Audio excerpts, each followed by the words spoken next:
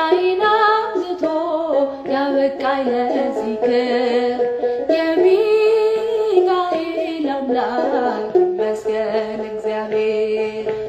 የስሙ ትርጓሜ ማን እንደ እግዚአብሔር ነው? የሰውን ወደ አምላክ የአምላክን ወደ ሰው እኛን የሚረዳ ዘወትር በምልጃ የመላእክት አለቃ ቅዱስ ሚካኤል ነው።